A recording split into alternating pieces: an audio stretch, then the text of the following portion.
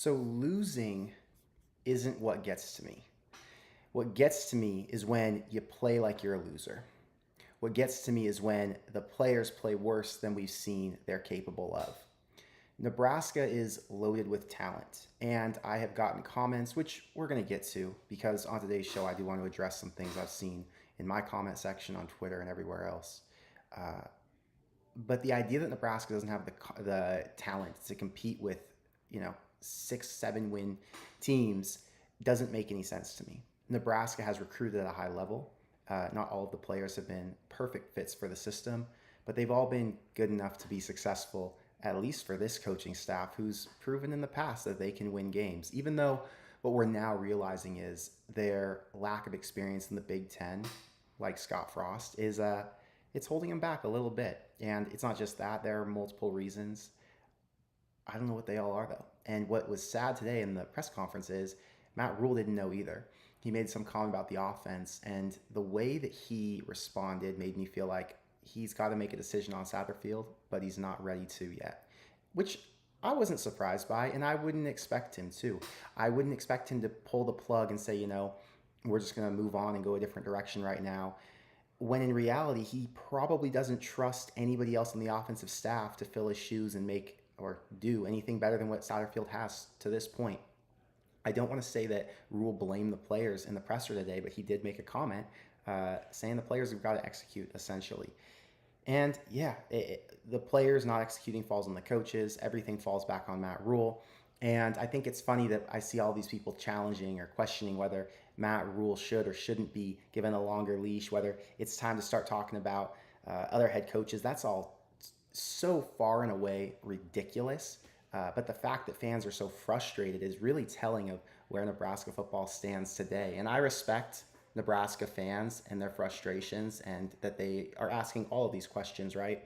I just don't typically engage or entertain extremism. I try to be as logical as possible. And if we're going to be logical, it's totally fair to say Nebraska needs to make a change at offensive coordinator. But you're not going to talk about, Matt Rhule and saying whether or not he's good enough to be the head coach of Nebraska. It just seems a little extreme. Mike, thank you for the $5 super chat. He says Rhule absolutely has to make staff changes. He has started to lose this fan base. If he does not reel them back, he will not be here long. And I got a text from someone who's,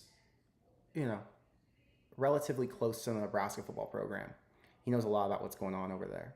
And he said, what do you think about Matt Rhule's leash now? Like, your original prediction was he was going to get 5 years.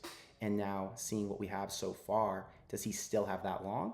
Or because other coaches are succeeding around the country and it's happening at a really quick rate, is there less time? Is he in a position where he has to figure out how to win tomorrow? And when answering that question, it doesn't matter what I said back because I've told you guys 100 times my opinions on these things. But the main point I think that I took away and really processed in that moment was Matt Rhule understands the pressure that he is under right now to go out and win football games.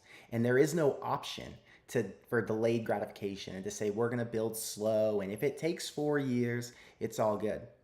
Rhule knows he needs to win now because the problem is the fans are so fed up and so frustrated with the way things have gone and the incompetence within the athletic department for such a long time that they need to see some sort of result right now. And the craziest part is, and I think why fans are so freaking pissed off, is because they have set the bar so low. They've said, if you get to 6 wins, I'll be happy. When fans say that, to me, it's like I get frustrated. And in that regard, I am a little bit extreme because I expect a bigger turnaround, right? But if you go back to last season and you listen to what Matt Rhule had to say, what Satterfield had to say, what the players felt, they needed to fix the turnover issue. They needed a quarterback who could get the ball downfield, and they already had the defense and the want or the desire to go out and win 6, 7, 8, whatever it may be. This year, they fixed the turnover problem. They fixed the quarterback issue. They went and got one of the best high school quarterbacks in the nation. Yes, he's a freshman, but it does not excuse the fact that that guy should be able to come in and be a major step up from the, Heinrich Harburg they had last season, who unfortunately wasn't able to get it done through the air. Nebraska now looking like they could lose out because they very well could. They play USC next week. We're going to talk about all these games. I'm going to give you guys my new prediction, and it's not pretty. Just, forewarning. I mean, you guys don't expect that. I gave you guys a live stream where I vented as much as I possibly could, and you obviously saw that my opinions are not as optimistic as they were 2 weeks ago. But you now go and play these teams, and what are the chances you go and beat a team like USC in their third year of their rebuild, or a Wisconsin in year 2, but has been trending up when Nebraska has been regressing, or an Iowa, who, all respect to Iowa, I had one of our subscribers who is an Iowa fan get frustrated with me on our last live stream. Oh, when I put a thumbs up, I guess it pops up on our screen. Anyway, who was frustrated with me on our last live stream because I bashed Iowa from their past debacle on offense. But Iowa has now gone out and they've made a changed offensive coordinator. They got rid of Brian Ferentz, and now they're a winning offense. They're scoring points. They dominated the other day against Wisconsin, who's, a moderately good team in the Big Ten, a team who is going to win 6, 7, could even win 8 games, could. So it's an interesting time, you know what I mean? Todd, thank you for the $20 super chat. He says, O-line, that's what's wrong. If I have to say it again, I'm going to lose my damn mind. Here's the problem with that, Todd. You're right. I agree with you.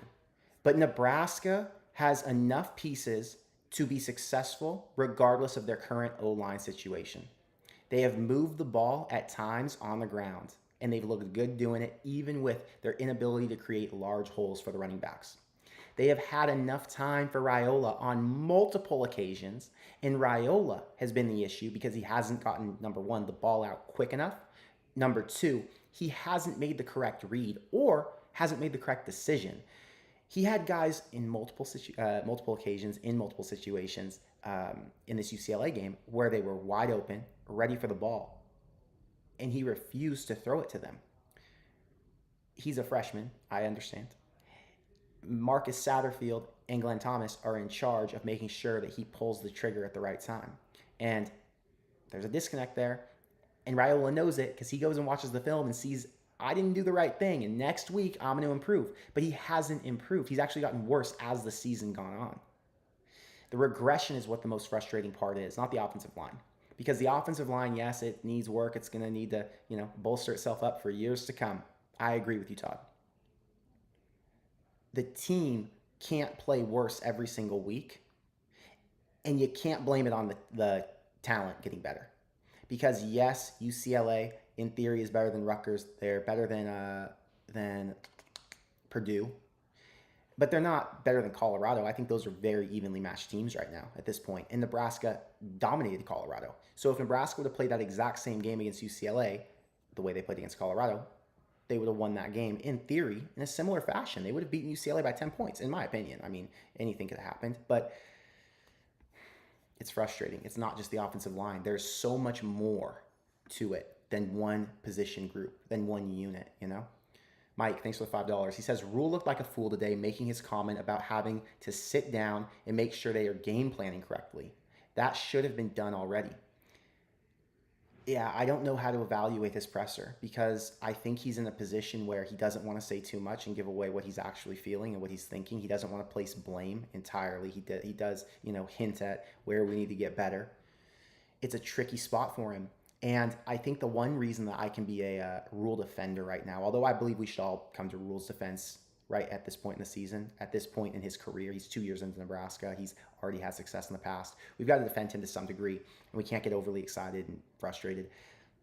He's learning, and he's trying to figure things out, and he's taking this season to obviously evaluate what's going right with his coaching staff, figure out where he needs to improve, and just like he did last season by going out and getting better receivers, going out and getting a passing quarterback, filling some holes on defense, we expect him to make those same moves this offseason because we've seen that he will not just throw Band-Aids on things, but he'll change the way he coaches, change the way he approaches the football season based on what he's learned.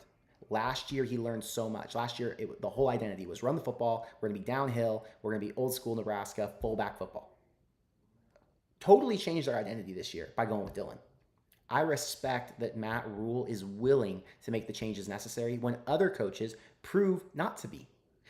I got in a whole Twitter war today. If you guys watch my Twitter and you want entertainment, I'm going back and forth with people. One guy on Twitter, this was crazy, side note, This guy started talking about how I'm a fake Nebraska fan, which is so crazy. And then all these people come to my defense and I'm making jokes, just trolling this loser, right? Just such a loser.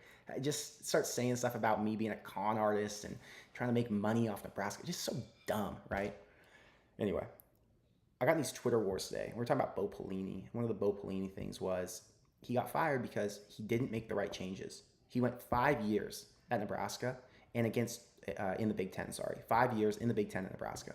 And in those 5 years, he was 3-11 against ranked teams. And if he was not as resistant to change, or he was more willing to say this is not working, we have to figure out another solution, which in his case would have been we have to go and get either a different offensive coordinator or different QB. We need to figure out why what we're doing isn't working, and we need to do it now because I'm going to lose my job because I can't be complacent here. It is not fun as a Nebraska fan to know your ceiling is 9 wins and then forever sit with that, right? I'm ending that because I can go down a whole nother conversation about the Bo Pelini stuff today. But my point in all that was about Matt Rhule and his willingness to change while other coaches aren't willing to change. And we've seen that in the past.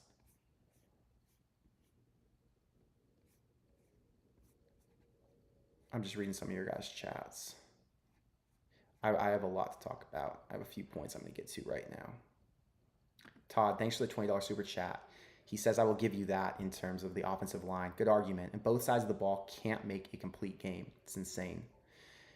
Yeah, and that's kind of my point, right? It's not just the offensive line because the defensive line has looked just as bad. And although the defensive line has way more talent and they're way more experienced than the O-line, they're way healthier, they still look just as crappy, which is crazy because they're supposed to be the leaders of this entire team. The defensive line was supposed to be one of the best units in all of football this year. And then in their biggest moment, they just look non-existent. And it wasn't just like one player. It's the entire unit. They're missing tackles. They're not getting to their spot. I mean, it's frustrating to watch. And that's why I know it's a bigger issue than just who the talent is or who the players are. I'm going to pull up a screenshot of a YouTube comment, and I'm going to address that in 1 second. Before I do, let's read this. Mike, thank you for the $10 super chat. I don't know who we get for offensive coordinator or special teams, but one of the first calls I would make is Mickey Joseph, who is currently 4-5 and makes the same as our current wide receiver coach. Offer him $400,000 or $500,000, and it helps recruiting. You know, I'd be interested to see Matt Rhule go after someone like a Mickey Joseph or like a Keith Williams, who is Keith Williams with the Saints. He's in the NFL, I think. I just don't believe that he's going to want to deal with those dynamics and those conversations, and he'd rather go out and get someone that he either knows or can trust or someone who has no affiliation and work them into it. I do think that receiver coach feels like it's coming. Offensive coordinator feels like it's coming. I would be special teams coordinator feels like it's coming, right? Matt Rhule is not going to sit here and look like a fool like Lincoln Riley did. A lot of coaches learn from Lincoln Riley's negligence and that Alex Grinch thing, and they're not going to sit there and make those same mistakes he did, especially when in college football you have a shorter leash than ever to make sure you have the right hires. You know, it's just ridiculous to sit with the exact same coaches who aren't making your system run properly. Here's a comment really quick. Let's pull one up. Not this one. Oh, here it is. So this is from my last video, my reaction to the game. So LJ Football says, I know it's a tough pill to swallow and likely Connor won't agree, but the roster talent is not where it needs to be and much worse than many Husker fans realize. And that goes back to what I said a minute ago. The roster talent isn't where it needs to be. He is right. The roster talent needs to improve if Nebraska is going to win championships. But what was Nebraska's win total set at by Vegas this year? It was set at 7.5 wins. They were expected to win either 7 or 8 games. Is the roster talent enough to win 7 or 8 games? Yes. Is the roster talent enough to go toe-to-toe with top teams in the country? Well, they took Illinois to overtime, a team who was ranked in the top 25 for 4 or 5 weeks this season. They beat Colorado, who's a top 22 team right now, who looks like they could potentially win the Big 12. They beat them by 18 and could have beaten them by more if they wouldn't have blown the brakes out so easily early on and gotten complacent. They went toe-to-toe with Ohio State, who, after the Penn State game, is almost certainly going to the Big Ten championship. And Ohio State is loaded with all of the best players in the country, bought and paid for by, I think it's the number one NIL program or the NIL collective in the entire country. So Nebraska has the talent to win 7 or 8 games. That's not the issue. The issue is a lot deeper than just players. And that's why the frustrations about the coaches keep coming up because it's not players who are the only thing holding this team back. The players have shown time and time again they have the potential to be a lot more effective than they are. Here's this one. This is another one I wanted to talk about. Elijah posted this on Twitter. I'll make this a little smaller so you guys can see it. It says, not so fun fact. The last time Nebraska won a home game in November was 4 years ago, beating Penn State on November 14th, 2020. Luke McCaffrey was the quarterback that day. It was a special game. They beat Will Levis, who's the quarterback for the Tennessee Titans right now. It was no fans in the stadium, and it was one of the biggest wins in the Scott Frost era. It was huge. Penn State was not ranked, but they were obviously extremely talented, and the fact that they won was huge. The last time they won a November home game with fans in attendance was on November 17th against Michigan State back in 2018. That was the game where I think they won like 9-6 or something like that. They kicked field goals to win. Barrett Pickering carried them to a dub. So what about this year? Here's the Big Ten standings right now. You got who left? Wisconsin. You've got Iowa. And you've got USC on here. USC in the bottom 4 of the Big Ten right now. Right here, above Maryland, Rutgers, and Purdue. USC is essentially Nebraska 2021. They have talent. They keep games close, but they cannot win. So outside of the LSU game, which I was at in Vegas, awesome environment. LSU's a really good football team this year. USC showed up that day. Good run game, solid defense, good passing going on with Miller Moss. Miller Moss threw for 378 yards. Anyway, after that, it was all downhill. Michigan, they lost a game where they were favorites, and Michigan just ran it straight down their throats. They had zero defense that day. Wisconsin, they were able to come back and beat 38-21, but it was still when Wisconsin was struggling. That was the week after, I think it was the week after, Wisconsin lost to Bama, maybe a couple weeks after. So that was their last impressive win. Then you go to Minnesota. They lost by 7 on the road. Minnesota's proven to be better than we thought they'd be, but still, they lost by 7 on the road at Minnesota. They were up 14 points in that Minnesota game, by the way. Up 14 again against Penn State. Had their backs against the wall. Penn State ends up pulling it out in overtime, winning by 3. Then they were on the road at Maryland, up 14 again.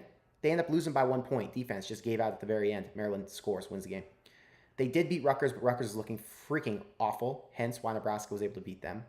And then last week, or Saturday, 2 days ago, they played Washington. They were a favorite. And Washington's, really whatever. I think they're a 5-4 team. They're hit or miss for sure.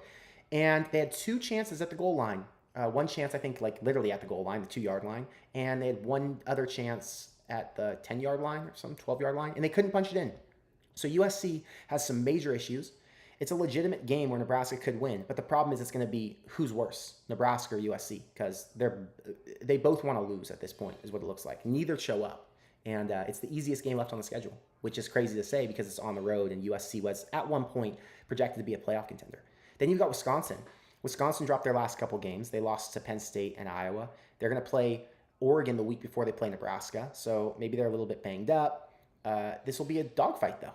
This will be one that Nebraska, I don't know if they'll be favored. It depends on how things go at USC, but again, which Nebraska team shows up, this is going to be tough. And then the last one of the season, Iowa, I don't see a world where they beat Iowa. Iowa has fixed their issues. Look at Iowa. Out of freaking nowhere. Where's Iowa's offense rank? Okay. Total offense. Nebraska's 99th nationally, right there above Boston College and behind Illinois. Who would have thought Illinois, the way that they played against Nebraska Memorial Stadium, who would have thought they dropped all the way to Nebraska's level in terms of yards and points? My God. Okay. USC is 30th nationally, I think. Yeah, here you go. Behind Cincinnati and Penn State, USC is 30th nationally. And then Iowa, where are they? Gotta scroll through this whole list. In the 50s? Maybe their offense is... Oh, wow. I didn't even see that. Iowa's offense is 95th nationally, just based off total yards. But okay, their scoring offense has to be higher.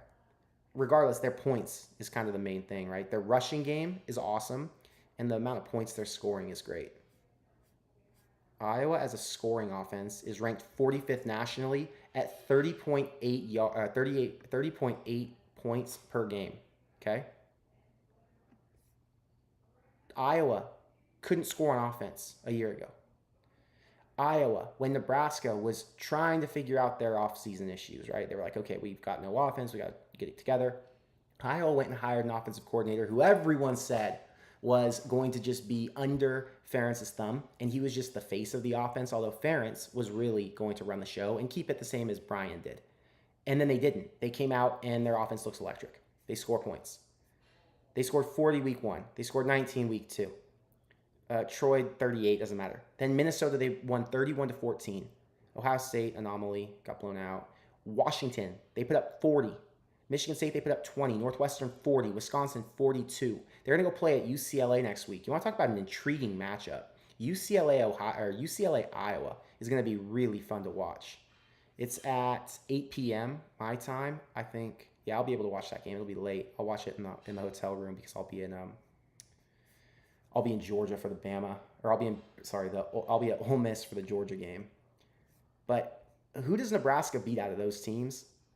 My God, the only one I think they have a chance against is USC. Maybe Wisconsin since it's at home, but the team is so hit or miss, you just never know. Jake, thanks for the $2 super chat. He says, if we lose out, how does it affect recruiting? My God, right now they're talking about getting Dawson Merritt to flip from Bama. And I understand why he would want to come. Instant playing time. He's a big impact player. And at Bama, they aren't looking like the same Bama they've always been. It sounds like his family really likes Matt Rhule, and they obviously maybe want to see him closer to home. He's from the Midwest. I think there's a chance if you get to 6 wins, Dawson comes. But how do you get Dawson if you lose out? I don't know how much it affects the other guys they have committed. They don't have any superstars in this class right now. There's no 5-star. There's no super highly rated 4-star guy like a running back who's a top 3 running back in the country. They have some good players like Christian Jones, but most of the players, they're in for the rebuild. They understand what Matt Rhule's vision is, and they'll come regardless. So recruiting, I'm not too worried about, but Dawson Merritt being one of the top linebackers in the country and having to flip him from a place like Bama, who is more established, I think that one I'd be concerned about. We'll have to see how it goes, though. Rod, thank you for being a member. Thank you for the $20 super chat. He says, Dylan Raiola, as a freshman, is making freshman mistakes. It's Satterfield's job as the offensive coordinator to recognize this and scheme and call plays that have high success or work to his strengths. And Rod, I think Rhule knows that. Is there such thing as a Sat apologist? Does anyone defend Marcus Satterfield at this point? I would hate to be him right now. The worst job in the country was Scott Frost as head coach in the month of September 2022. The worst job in the country. I'd rather be anything.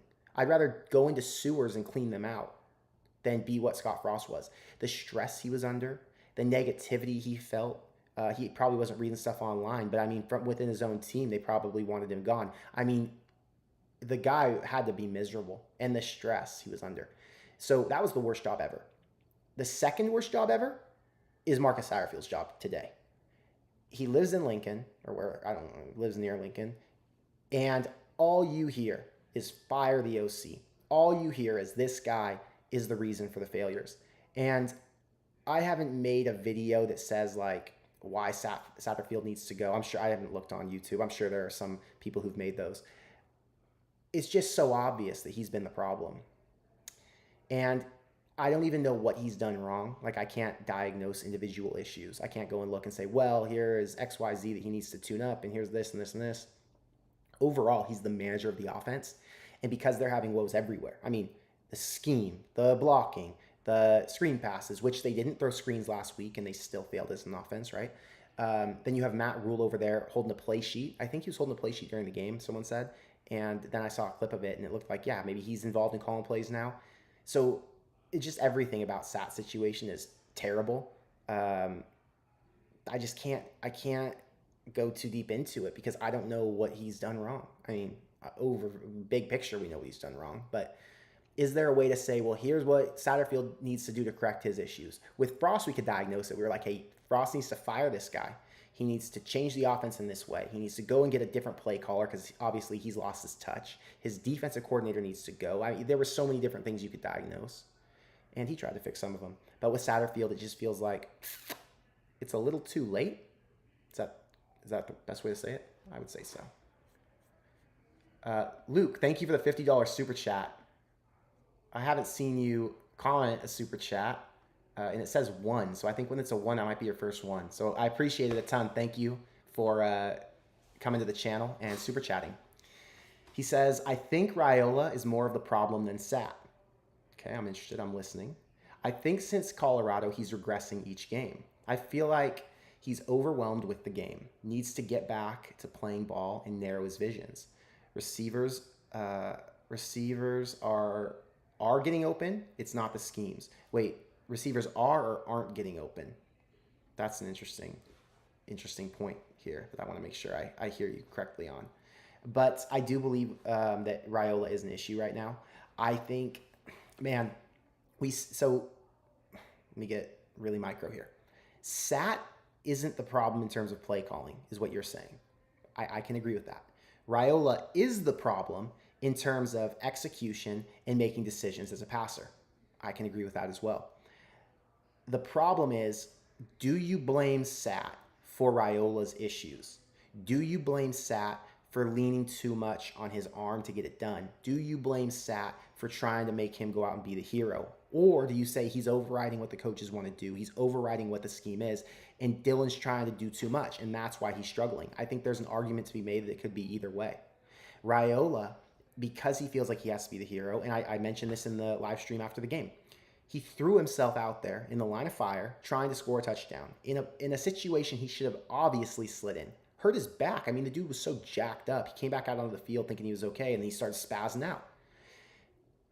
In the NFL, you would never allow your multi-million-dollar quarterback to do that. And he is a multi-million-dollar quarterback for Nebraska. You would never expect this guy to do that. So he's doing it, not because Sat tells him, not because Sat is encouraging him to go be the hero, but because he feels like, we can't win the game unless I ball out, unless I make every play, unless I'm Pat Mahomes. If the offense doesn't run through me, then it's not going to run through everybody else because these guys are dropping balls. The run game's not getting going enough. I mean, it's a really tough thing to figure out. Is it more on Sat? Is it more on Dylan? Who's to blame? Ultimately, the reason it goes back to Sat is because he's the coach in the room. He's the one who's in charge. And because he manages that output, he's the one who takes the blame. And I've been defensive of Sat, kind of like you have here. I have been defensive of him at times where I'm like, hey, people are getting a little bit too tight with Sat, and there are more issues to the offense than just his play calling. Because the main points people were calling out originally were we don't like the screen passes, we don't like these not running it enough, we don't like the way he's scheming up the pass because receivers aren't getting open. So I've been defensive in that regard. But overall, it does fall on his shoulders. Again, Luke, thank you for your first super chat. I appreciate the support a ton. Next up, I'm getting all the supers, guys.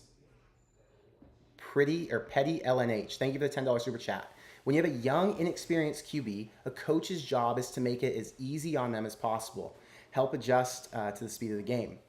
Feels like Nebraska coaches have done the opposite. So that goes back to the point we just talked about. Nebraska's coaches haven't helped him. They haven't let him lean on the running game. They haven't let him lean on receivers to go and make the plays. Although it does feel like sometimes he does give them short, easy throws, like with those screen passes, right? It's like, just dump it off, get it out quickly, and then the receiver's going to get upfield and you'll be good to go. And then Raiola won't have to feel like he's got to make all these reads, check downs, and overthink a play. So yeah, it goes both ways, and everyone has an opinion, right? And that's why we all want Matt Rhule to come in and kind of say, hey, what is it specifically? Because we all see 6 different things, 6 different ways, and we're diagnosing the issues as fans watching it. But as you guys know, I am not a coaching expert. I've never coached football before. I played football for a long time, from the time I was in 2nd grade to the time I was 21 years old in college. But from a coaching thing, from a coaching perspective and understanding what's going wrong and diagnosing an issue and going out and actually fixing it, Matt Rhule's the only one qualified to tell us.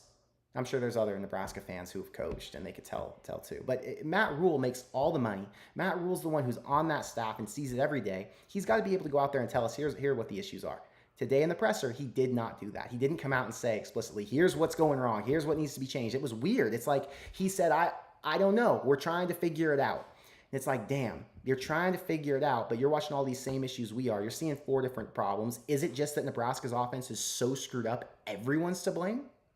Is Sat just as much to blame as Dylan is? Is Dylan going against what the coaches are saying? Is Dylan being asked to do too much? Like, just give us some insight into it. And unfortunately, he can't give us all that insight. He's got to keep his his cards close to his chest, and we'll figure it out at the end of the season. Matt Rule typically is transparent, and he'll tell us what went wrong and how they're planning to address it. But yeah, it's more questions than answers right now. It's more questions than answers. Uh, Daniel says Satterfield's a loser. Have you seen his pregame speeches? Guy is stiff and lost his touch. I don't know if I judge him based on that. I've seen coaches who have all different types of styles, and it's hard for me to judge a guy based off his personality. There's different guys who, Nick Saban talked about how he didn't hire one profile of a coach. He liked to hire different guys in the room who brought something unique to the table. And it helped to be able to work with different players because each player has a different personality type, and each person on his staff can ultimately help each individual player. I'm trying to explain this the right way based on this interview thing I saw with Saban. But you don't need every coach in the room to be fiery or passionate or excited. You need one guy who does that. Then you need one guy who's a little bit more reserved or calm, who can relate to the next player. And if you have that diversity on the staff, it can actually work to your advantage. So whenever or wherever I saw that with Saban, I'll try and look it up. I'd love to talk more about that because Saban is one of the greatest to ever do it in coaching, period, not just for college football. So his strategy is one that I would hope that Rhule could learn from, and I think hiring a diverse staff is a better thing than it isn't. Next super chat is from Cross Cinema. Thank you for the $5. If we had a QB like Adrian Martinez, we possibly wouldn't be in a rut. In my opinion, he was way better. Dylan seems too slow at everything. No hate, just an opinion. It's so tough to say something like that, right? Totally get where you're coming from, Cross. But the problem is, you get a quarterback like Adrian Martinez, and that turnover margin that Nebraska has that they're winning on right now, it could change. And then some of those passes that Dylan hits to bail him out, maybe they're not there. Maybe Dylan doesn't get injured this season and he stays the quarterback all year. But if it would have been Adrian Martinez, maybe he goes down and now you're rolling with Heinrich for 6 games. So it's really tough. It's tough to say stuff like that. I totally get where you're coming from, though. John says Dylan makes $2 million a year, correct? Yeah, I think that's a little high. Now, Dylan is, I've heard this from multiple people now, Dylan is about to do a big deal, and an endorsement deal, which is going to make him a lot more money. But his NIL deal is nowhere near $2 million a year, I don't believe. It's below $1 million. Probably, between $500 and $1 million a year. But he's going to make significantly more money once he gets his big endorsement. Matt, thank you for the $5 super chat. Not sure if you saw this stat. Nebraska hasn't won a game under Rhule when the defense has allowed more than 14 points. That tells you a lot, GBR. Yeah, it's astonishing. I saw it. It's frustrating. And I don't know why Nebraska's offense hasn't been able to pick up and why they haven't been able to score over the past 8 games when they went and did so much this offseason to make sure the offense ran more efficiently. It's freaking frustrating. Todd, thank you for the $20 super chat. I'm not even mad about the play calls. It's about the execution. Rhule alluded to that today. He said players have to execute, which still falls on the OC. I agree with this as well. In my head, maybe the head coach. Either way, we're crushed. We crushed it to start. I get it, weaker teams. But there goes F Colorado. Adapt, adjust, overcome. Yeah, I don't know how much their regression is because of the teams playing better. Not the teams playing better, sorry, of the teams being better talent-wise. Like, you have now gone from playing the UTEPs, Northern Iowas, and Purdue's to playing the Ohio States, Indianas, and Rutgers, or UCLA's. I don't know if that's why Nebraska's regressing, or is it that Nebraska is just playing worse overall because teams have figured out how to stop them? There is something you can pinpoint, I'm sure, for why they are regressing. I think there's multiple things you can pinpoint for why they're regressing. Which one is the biggest culprit? I don't know. But it's undisputed. They are getting worse every single week. Freaking painful. Why is Nebraska getting worse every week? I don't know. I saw this comment as well. I wanted to address this really quick. Let me pull this up a little more screen share. So Colin Miller, former Nebraska linebacker in the Scott Frost era, drops this after the game. It's up to 700,000 views, by the way. How about that? Big tweet, so you know a lot's coming from this. I know I am going to have a lot of hate for this one, but I just have to say it while it's fresh. Today is the day that I was disappointed. Disappointed in the Memorial Stadium. Today we had the chance to clinch a bowl game as we took on a 2-5 UCLA team. We needed one win to clinch a bowl game after, 7 years? Why from the start was it so damn dead? No buzz, no energy, no sort of electricity going through the air from kickoff, to us being down by 7 with 2 minutes to go. We had home field advantage, and It did not feel like it whatsoever. I'm sorry, but we had people fall asleep, literally asleep in their seats, regardless of the score. You're one game away from a bowl game. We had fans on Twitter right in front of me tweeting and trolling rather than watching and cheering on the Huskers. He goes on this long rant, okay? Are we proud of this, Husker fans, sitting while your team's down one possession? Okay, whatever. You guys have probably seen this. It's blown up. Here's the thing, Colin. Nebraska fans give the energy that the players deserve, that the players lead. If the players come out of the tunnel and are fired up the way they were against Colorado, what happens? Well, I'll tell you because I was there and I felt it. My blood starts to flow throughout my body and I can feel tingling because I literally, my hands start shaking because I want to be on that field fighting with them. Okay? When you have the players come out so fierce and so fiery, what do I do as a fan? Well, I'm standing up, I'm jumping around, I'm high-fiving the guy next to me so hard that my hand turns red and it hurts. When the players are fired up and they're ready to go, they inspire me. I am the perfect representation of a Nebraska fan who goes to a football game. The moment I sit in my seat and a team comes out flat, unenthused, uninspired, what do you expect out of me? To be a cheerleader? Bro, I've never cheerleaded in my life. I'm here to be part of the team. I'm here to support them and to get excited with them. So I'm going to reciprocate whatever energy they give off. And I'm speaking for thousands of fans, maybe not all 90,000, but there are a lot of people who agree with this take. I promise you that. When Nebraska comes out excited, amped, and wants it, whether they're winning or losing, it doesn't matter. I'm going to be in that same frame of mind. I'm going to feel like I'm putting the freaking helmet on myself and going to battle with them.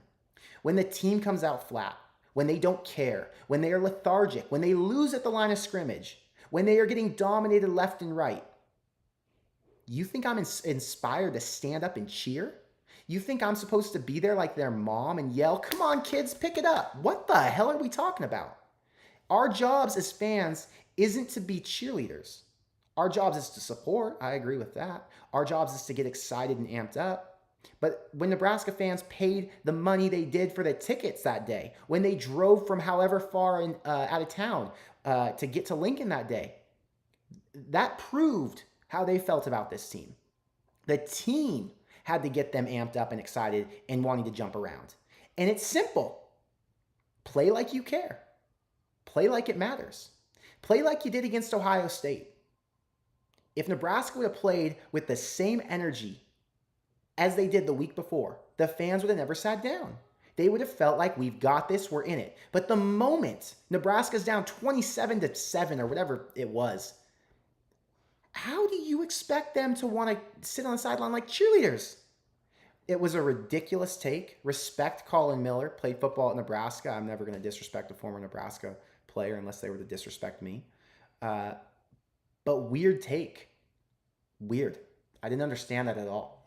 So maybe Colin needs to connect more with fans and talk to them and really understand what makes them tick, because a fan isn't expected to be a cheerleader.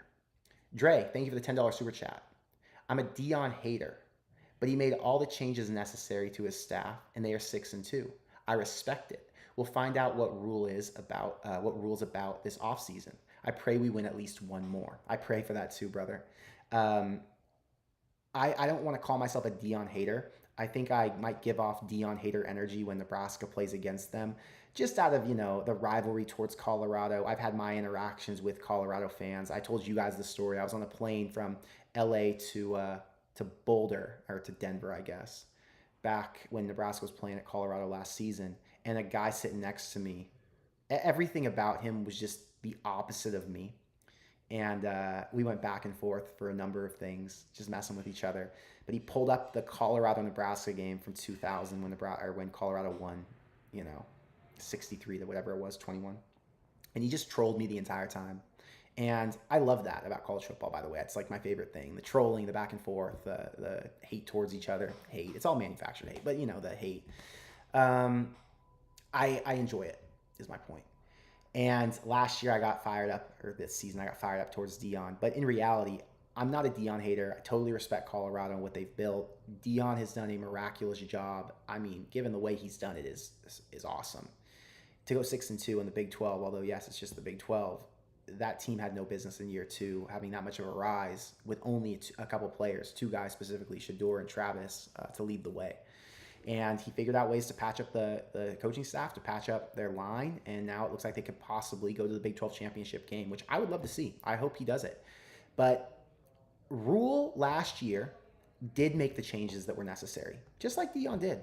And that's why I'm not upset about Rhule. People make these comments like, "Oh, Rhule hasn't done enough to give me confidence that he's going to be the long-term solution." Well, why? Because he hasn't won right away? That's a lot to demand, right? He can't win right away when his plan's a 3 or 4 year plan. What he can do is continue to improve, identify the problems, figure out a solution, implement. He's done that now. He did it the first year he got here. He's now done it the second offseason, and now we're going to the third offseason a month from here. We're going to see what he's about, just like you said. I think his past has shown he is what I expect him to be, which is like Dion. He's going to make the necessary changes, so I'm not worried about Matt Rhule. That's why, when people get uptight about Matt Rhule, it just seems so weird. Todd, thank you for the $20 super chat. Cheerleader, what a garbage comment. Come on, man. You're funny again with the garbage in quotes, Todd. Colton, I know you. Oh, by the way, Todd, thank you for the $20 super chat. I can't remember if I just told you that or not. Colton says, I know you're busy, but would you ever consider uploading your live streams to Spotify? It makes it easier for me to listen to while driving to and from games and at work. So, Colton, I'm sorry. I would love to, but I can't make enough money on this channel with like putting my stuff on podcast. I have to leave them on YouTube because YouTube has a better payment algorithm. Essentially, the way that they pay for my views makes it so I can afford to make the content I do. During season, I make just enough money to make this worth it for me. And this, trust me, I'm not getting rich doing this. I promise all of you, I'm not getting rich making content. I make money to live, but I'm not getting rich. So I haven't figured out how to go into the podcast lane yet and monetize the way I am on YouTube. YouTube is really friendly towards its creators. And yeah, because of YouTube, I'm able to do this full time during the football season. They pay me well enough. So I have to leave it here. Otherwise, I've had this question before, and yeah, of course, I would love to do that. It's just I lose a lot of money if I do that. I did it one time a long time ago, and the views I got obviously translated because if people know about it, they're going to go watch it. I just couldn't monetize it. Really quick, I have to shout out our sponsor today. Sponsor is Prize Picks. Use the code CORN. You play $5, you get $50. I've talked about this a bunch. You guys know the Prize Picks deal. Pick a few players, make a lineup, win some money. I've been doing it all season, and so have a bunch of our other subscribers. So let me pull up some of these winners from this week because winners have been plenty. All right, Arnav, 15-45 on Saturday. Had Ja'Cory Barney and Dylan Raiola overs. Paired with Caden Lee and Luke Haas. I think I had these two, so he probably took these two from me in our live stream. I like that. I think this was mine. Dylan Sampson, Cam Ward, Kyrie Irving, 18 paid 40. Was this me? Yeah, this was my 20 to pay 140. Had some basketball players in here now, LaMelo Ball and Jaden Ivey. Another one with basketball players, 25 paid 45. Twevin had this one, Will Howard and Diego Pavia, touchdown passes, 20 paid 100. This was from my friend Danny. Danny signed up. Very first play he made on Prize Picks, 30 paid 90. Danny's killing it. Rope-a-dope, $8 paid 124. Kyrie Irving, Victor Wembanyama, and Devin Booker, 3-point made. So Rope killed it. I haven't seen Rope post a winner yet, so I'm sure he's new to Prize in our Discord group. Had this one, 20 paid 70. Fairbairn and Devontae Adams on Thursday Night Football. Ryan had this one, 10 paid 40. And Prize Picks is available in all of these states on the map. So again, if you want to sign up and play in one of these states, it's available in all of them, then use our code CORN and get $50 as soon as you play $5. They're a great sponsor for our channel. We have a ton of winners. It's very fun. I mean, I'm telling you, it's playing sports. So you guys know how fun it is. I mean, I don't have to describe or sell you on it. You know how it goes. When you get action on a game and you're rooting for players, it just makes it more exciting. So try it. If you haven't tried it yet, try it. It's a great app. I'll tell you that. It's a great app, and I'll continue to play it even if they weren't my partner. Let's see here. John says, do you think Rhule has the grit to do this job? I find him to be uninspiring. I don't have any issues with Matt Rhule. I think Matt Rhule, during the season, it's hard for him, I think, to get fans excited because he's in the mindset of we're rebuilding, and fans are in the mindset of we want to win right now. So it just makes it really hard. There's a little bit of a disconnect, between fans and him and what he has to say. Let me see here. There was another thing I wanted to show you. I talked about this. Okay, here's a screenshot. So, Skurs News is on Twitter, right? And he messaged me on Twitter. He said, I went back and looked, and Rhule's record versus teams and how his opponents finished the year. Oh, he looked at Rhule's record versus teams and how opponents finished the year. He didn't include any FCS teams. He didn't include this year, and he didn't include bowl games.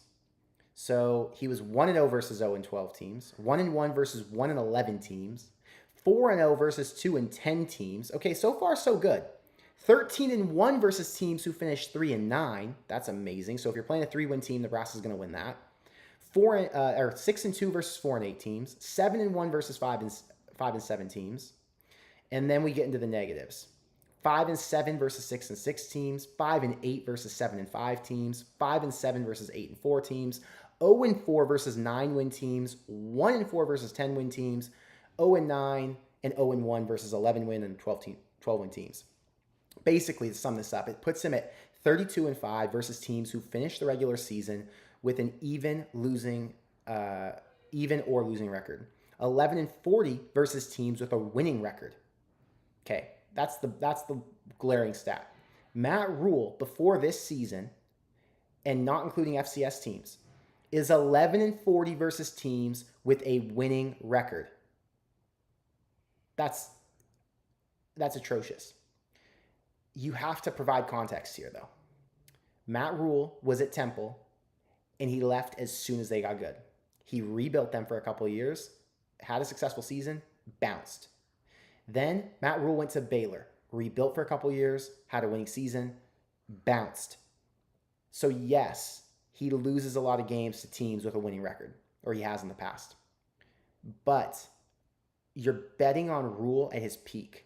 You're betting that Rhule is going to perform at the level he did when he was winning championship games at Temple, playing in championship games at Baylor. Yes, the rebuild years are hard. They're disgustingly hard for Nebraska fans because we're tired of rebuilds. But do you believe he can get Nebraska back to those peak seasons? If you do, then this stat line doesn't really matter. Context is important. He rebuilt more than he was playing with built teams. And so these records, it's just tough to judge. I get what you're saying here, Skurs News. I respect it. And I appreciate you doing that research because I'm interested in stuff like that, But Matt Rhule's problem is that he hasn't stayed at the school long enough to prove and establish multiple winning seasons, to establish multiple ranked wins, to really show what he can do long term. He's just had these kind of one-hit wonder, flash in the pan moments, then bolt. I don't believe he's looking at Nebraska as a job like that. It's a place he wants to stay, but it is very interesting. Craig's with an interesting comment. I do think we'll need to choose between Dylan Raiola and Marcus Satterfield, but now isn't the time. And in my opinion, Rhule is the right choice as head coach. Just no big changes right now. So I'm certain Nebraska's going to have to make a decision between between Dylan and Satterfield. Maybe not Dylan. Maybe they have to make a decision between multiple key players and Satterfield. I am of the belief, based on things I hear, people I talk to, that, everyone knows this. The players aren't happy on offense right now. Secret? No, I don't think so. Everyone's frustrated. You're going to be frustrated when you feel like you could do more than the guys in front of you. You feel like the scheme's not going your direction. You feel like, why are we doing the exact same thing over and over that's not working? Get me in. Let's play. Okay. You feel like Raiola's only targeting certain receivers, right? It does feel that way sometimes. It feels like Raiola looks at one guy and he had Fedoni wide open at certain times, doesn't check it down, has Emmett Johnson wide open, doesn't throw it to him. I mean, there are multiple times where you're like, what's going on with Raiola's head? So, yes, there are players who, after this season, are going to take a long, hard month or however long they're going to wait for the portal, and they're going to say, what does Marcus Satterfield do here? Or what does Matt Rhule do here about Marcus Satterfield? Is he going to be the same? Because definition of insanity is doing the same thing over and over and expecting a different result. These players don't have that timeline. A lot of them are really talented, and the problem right now, NIL has other schools recruiting them. Matt Rhule's talked about it. I can confirm it. Multiple players at Nebraska, star players, are getting courted by other big-time programs, top 25 programs around the country, and constant, harassed. We'll give you this much to come here. End of the season. Hey, I'm watching your games. Offense is looking sloppy. You're not getting as many touches as you should get. Why aren't you in the game?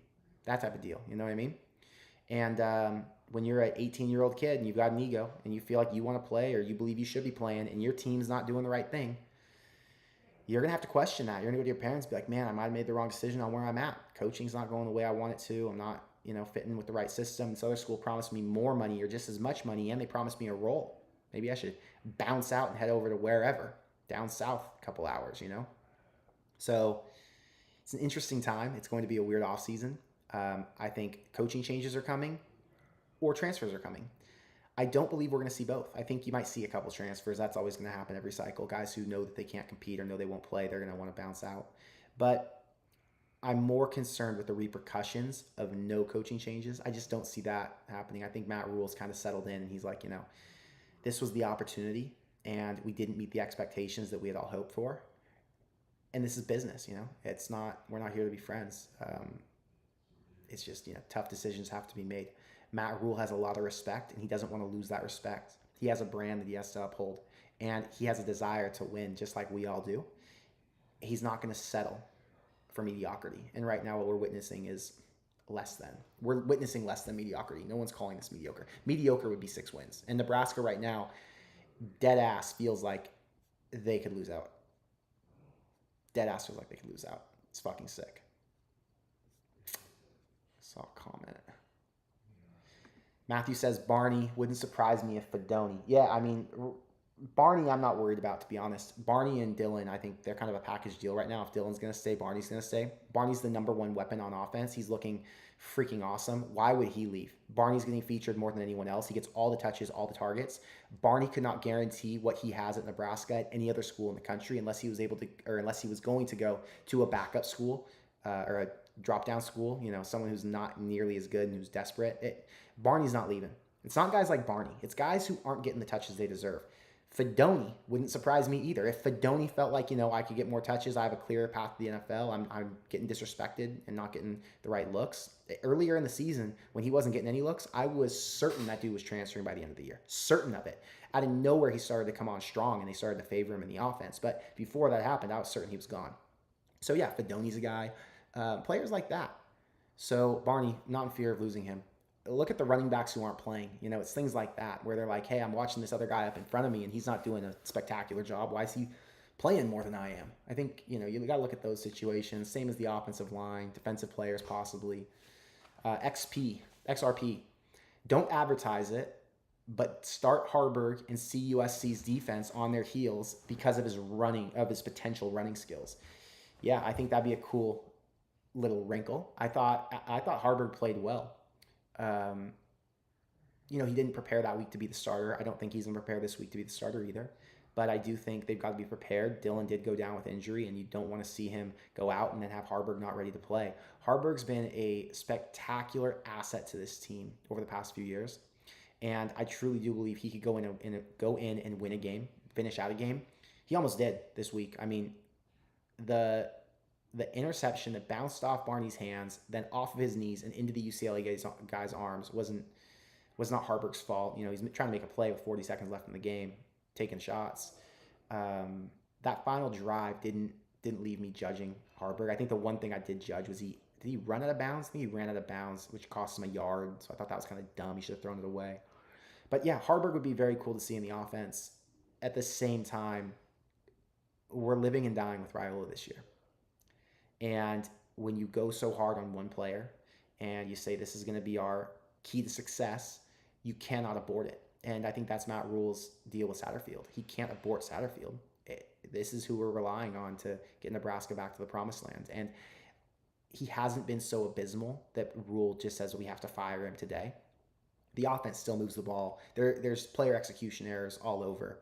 And like just stupid drops, penalties. There's all kinds of issues on offense. It's not just Satterfield. It's a lot of other factors. You can't go away from what you've trained for. You can't go away from the only thing you know. So it'd be really hard to switch up the offense right now, I think. But it's an interesting thought. I wouldn't be concerned if what's his name? I wouldn't be concerned if Harburg, came in. I think Nebraska could still compete. It would be an interesting offense to watch, though. It would be a really interesting offense because Nebraska would be all downhill run game, which is something that USC struggled with against Michigan. USC Michigan. Okay, let's go pull up USC Michigan. I'll have my whole video ready to go, and I'm posting that once I get back from the Georgia Ole Miss game on Tuesday. I'm going to Georgia Ole Miss, and I'm going to the Texans Lions game on Sunday night. So I fly home on Monday from Houston, and then Monday evening I'll tighten up the video. Tuesday morning I'll edit it, and I'll post it up on Tuesday afternoon. So Tuesday you'll have my USC prediction video, which I'm excited to do. I think it's an interesting game because both teams have been so weak and have regressed so much since the start of the season. USC obviously has regressed more, but these are both teams who do not look like they want to go to a bowl game. I mean, USC has to win 2 of these last 3. Let's just look at this real quick. So USC has to beat Nebraska and UCLA, or Nebraska and Notre Dame, or UCLA and Notre Dame to get to a bowl. Okay, UCLA right now is trending up. USC right now is trending down. And in this rivalry spot, I would favor UCLA to win. Nebraska, USC is still expected to win this game, even more so than before. USC keeps getting more love. Before it was a 30% chance Nebraska could win. It's dropped 50% to 17%. So, yeah, they're very confident USC will handle, which, I think they would too. But Notre Dame, USC's only got 37% chance to win that. My point in saying all this is USC doesn't look like they're going to go to a bowl game this year. How crazy is that? Beat Nebraska and they have a chance, but man. Okay, so here's what we're talking about with Harburg and with Michigan. So when Michigan played USC, their ground game went crazy. 46 carries, 290 yards. Alex Orji had 13 for 43, but I believe he got sacked. Yeah, he got sacked twice, and they had tackles for loss on him. So Alex Orji actually had more than 43 yards rushing that day. I think it was closer to 60 if you take out the sacks, but whatever, it doesn't matter. 43 yards for him, 74 for Donovan Edwards, 159 for Khalil Mullings. And they didn't pass at all. So essentially, if Nebraska wanted to take the same approach as Michigan, they could probably score some points. Now, Nebraska doesn't have the offensive line or the running backs to do the same damage, but USC doesn't have the offense that they had at the beginning of the year. Back in this game, Miller Moss was 28 of 51 for 283 yards and 3 TDs. Woody Marks ran for over 100 yards. Quentin Joyner hit 23. Quentin Joyner is even better than he was back in this game now. So USC does have a strong run game. My point in saying all this is, back to your comment, it would be interesting to see a Harburg situation. But we're living and dying with Raiola right now, just like we're living and dying with Marcus Satterfield. Cross, thank you for the $5 super chat. Fun fact, if Nebraska would have won against UCLA, it would have been their second biggest comeback in school history. Play Harburg more, my goodness. So first thing, that's crazy. That would be the second biggest comeback. You think about it, it'd be 20 points, right? I'm surprised that Nebraska's had comebacks of 20 points. I think they did against Ohio State. That's the one that stands out. But yeah, they don't have many games where they're down that much. It usually feels like they're just defeated and crumble. Play Harburg more, my goodness. So the issue with playing Harburg more is that Nebraska cannot afford to lose Harburg because the drop-off from Dillon to Harburg is significant, but the drop-off from Harburg to Kalen is major. The moment you have that, you now have a true freshman QB in who has no experience, period. He's so far behind in terms of development with Raiola because they just came from different paths, different backgrounds. The money that the Raiolas have put into that kid's development versus Kalen, who's a normal high school quarterback. No disrespect to him at all. He's a normal dude. Raiola was a freak specimen who's not only naturally gifted, but came from a football family, had the connections and the people to get him into the place he is today. He's so far ahead of every freshman quarterback in the country in terms of development. So anyway, the point I'm making is you can't afford to lose Harburg right now, and using him more potentially leads to injury, which then kind of ends your season. Again, I've said this before. I don't believe Harburg is Nebraska's quarterback of the future, backup quarterback of the future, sorry. I believe Harburg is a weapon who needs to be utilized and will be. I think that this offseason, a position change is coming. I think they're going to go to the portal to find a different backup quarterback, maybe a guy from the FCS or something that they can pay to, play behind Dylan, potentially get some snaps in, but really be the backup that Harburg shouldn't be, because Harburg needs to be in a position where he can succeed. I've had people tell me that Harburg is being looked at by NFL scouts as an NFL tight end, a legitimate NFL player because of his athleticism and size. So he needs to be moved into a position where he can play more. This season, can't afford to do that because Nebraska needs to have their safety net if something happens with Raiola. Think about that. Raiola went down, backs blown out, whatever it was, shoulder injury, and he was done for the season. We would have had hope that Harburg could have gotten Nebraska one more win. It would have been unlikely, but we would have still had hope and thought it could happen, right? If it would be Daniel Kalen, that all goes out the door. The dude's going to have way too many freshman mistakes. It's way too late in the season for him to come out strong and just fire back. Anything can happen, but the odds are very against him, So it's an interesting thing.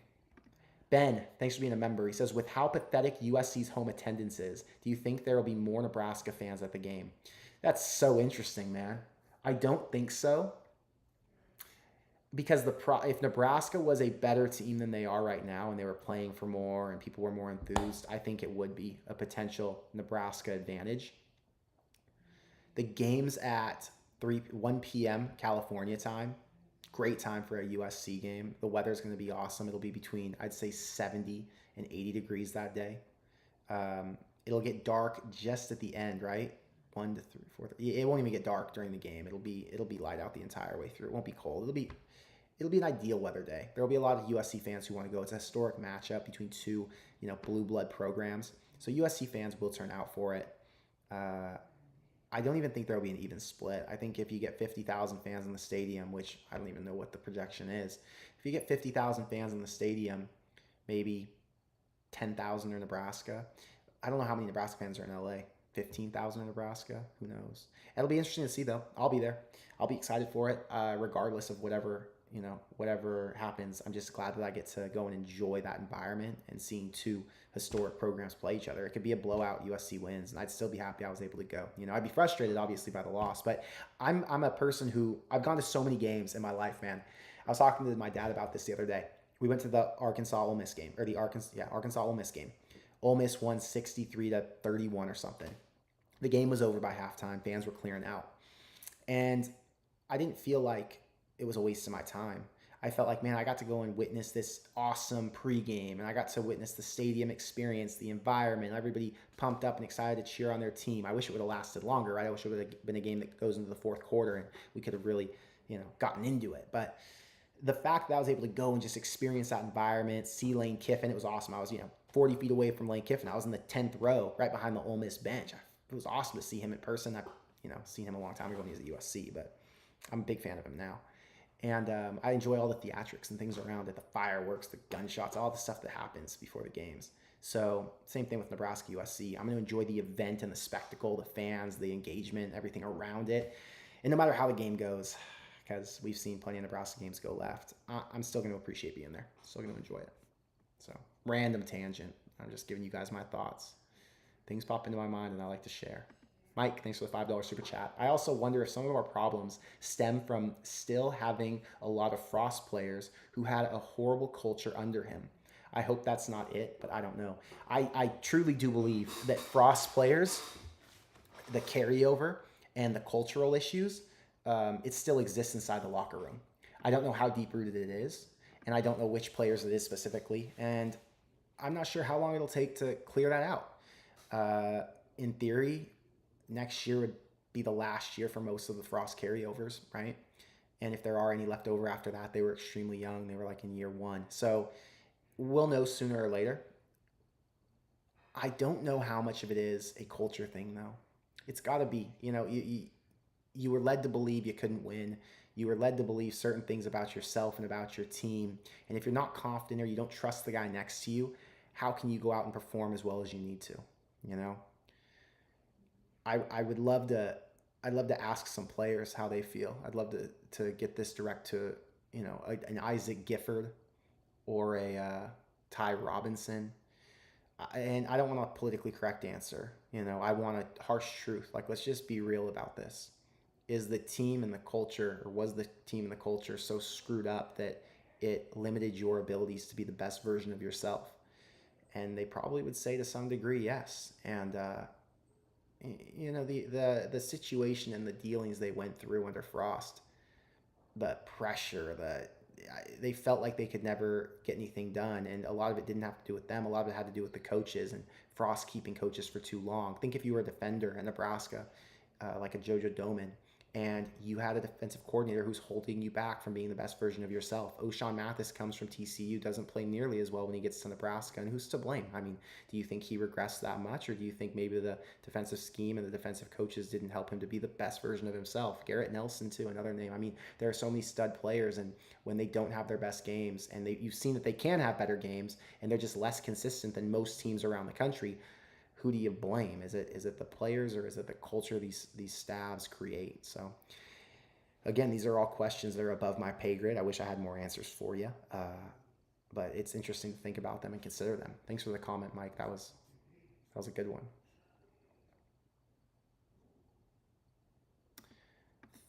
The Zero says, I would have given Heinrich some drives just to see what he would have done because we weren't getting anywhere with Dylan.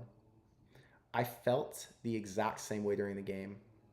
And I didn't truly believe this. I made a tweet that was, I love to get reactions on Twitter because that's what Twitter's for. It's meant to spark engagement. I'm not trying to get reactions from you guys, just from other Nebraska fans who maybe don't subscribe to my content and don't know me and get all excited when I say something a little bit crazy. So ridiculous. Anyway, I just like to stir the pot. Go look at my Twitter, though, today. If you want to see stirring the pot, I'm telling you, go look at my Twitter. People were freaking in a frenzy. There were some people losing their minds for no reason. I'm just trolling the shit out of them. Going back to what you said about Harburg, I tweeted and said, let's put Harburg in, basically. Let's see what the offense can do, because like the Zero says, we weren't getting anywhere with Dylan. And I don't truly believe that was going to happen. You got to give Dylan the entire game. It's a 4-quarter game. You got to go out there and let your offense do their thing. But yeah, I felt the same way. If the offense is going to struggle and fail like it has been for these past however many weeks, let's do something different. Because what's the point in seeing the same shit every time when it's not working? So, yeah, it's interesting. It's interesting.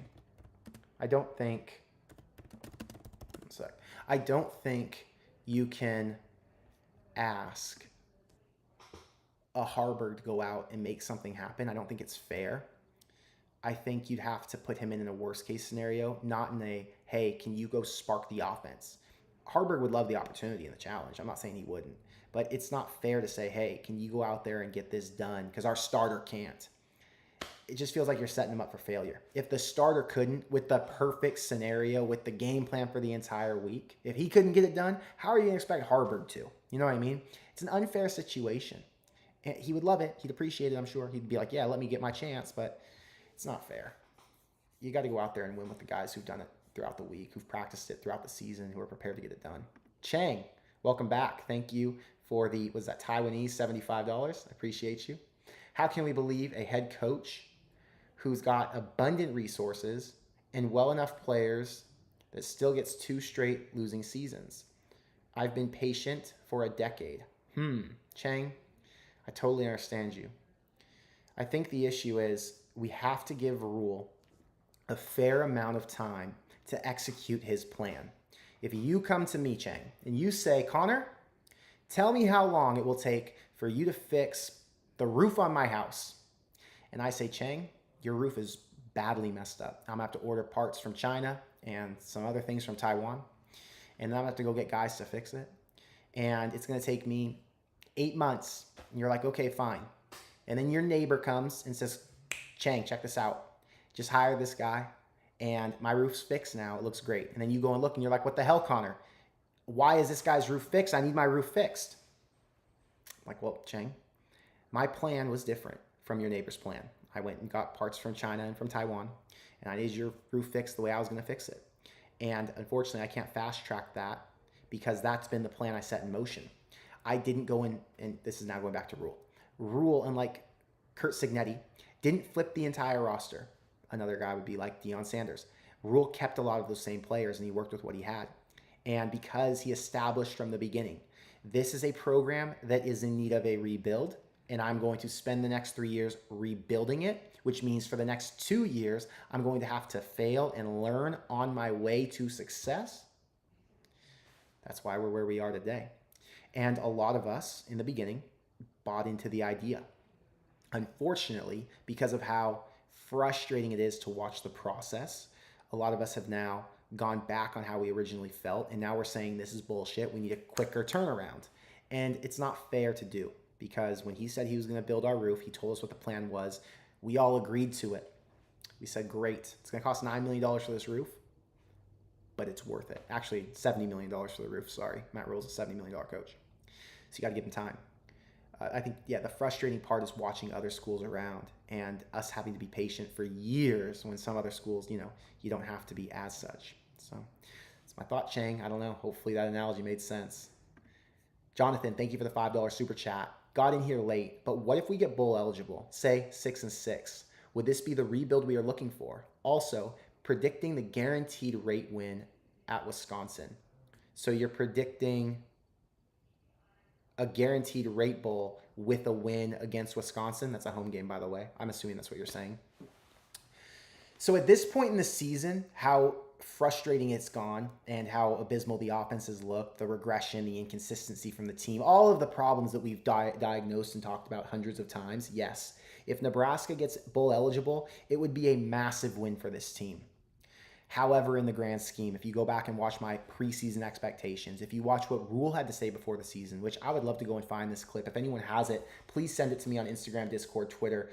Rhule talked specifically about kind of expectations for this season, and 6-6 was not enough. He said it, which is exactly what I said.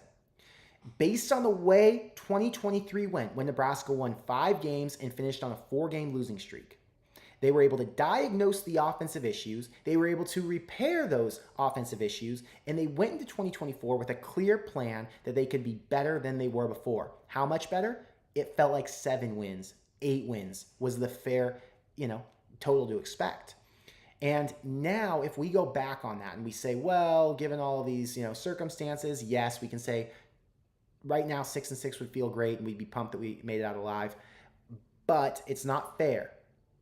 Just like I say, you can't change your expectations for a team to be higher once you're into the season based on how they're playing. You can also not change your expectations for a team to be lower based on how they're playing. So it would still be a disaster for Nebraska and Matt Rhule if they only won 6 games this year. Disaster, which means 5 wins. Think about what that's going to be. That's bigger than disaster. I'm going to lose my freaking mind. But yeah, at this point, it would feel like a Band-Aid on the situation. I would feel a lot better about them getting to a bowl game than I would if they didn't. I would feel, like I said, disaster if they got to a bowl game. But in this short term, month, we would all feel a sense of relief that at least they got that done amongst the dysfunction that we've witnessed. A win over Wisconsin's a bowl prediction, but if they're going to get to a bowl game, that's likely the one. They're at home, and it's a team they are not fond of. Nebraska and Wisconsin have a bit of a rivalry going back to the Big Ten West, so it would make sense that that's a game where they might show up and be fiery. I hope so. We were beaten. John says we were beaten 56-7 by a group of 5 all-stars. Let that sink in. I thought that at the time, John, but it's just not true. It is not true. Totally respect Indiana and their players and what they've built. That team is on fire right now. They're a 15-point favorite over Michigan, and I think they're going to go toe-to-toe with Ohio State. So, yeah, I have a lot more respect for Indiana than you do, I think. Evan, thank you for being a member. Thank you for the $20 super chat. I'm now starting to realize that UCLA may be better than I thought. Now you're starting to realize? I realized it the week before Nebraska played them. The problem was I also assumed Nebraska had picked up where they had left off after the Ohio State close loss, and they were going to come out fiery and motivated.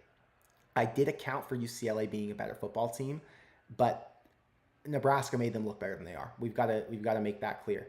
UCLA is good. UCLA looks like they could be a bowl team. Should have been a bowl team if they wouldn't have had to play the gauntlet they did early on in the season. But yeah, that insane schedule really held them back. And Ethan Garbers is a freaking stud. He showed it again. Maybe we overlooked them. I don't believe Nebraska overlooked them. I don't believe Nebraska has overlooked a team since Illinois. That's another thing that's painful. You get to use that overlooked thing once, right? It's fair to use it once, but you can't use overlooked more than that. And Nebraska, after they lost to Illinois, never overlooked a team again. They just didn't care as much as the other team did, which is so bizarre to me. Why are other teams so much more motivated to play in these games than Nebraska's been? And it's not individual players. It's the team. It's the energy. It's the coaches.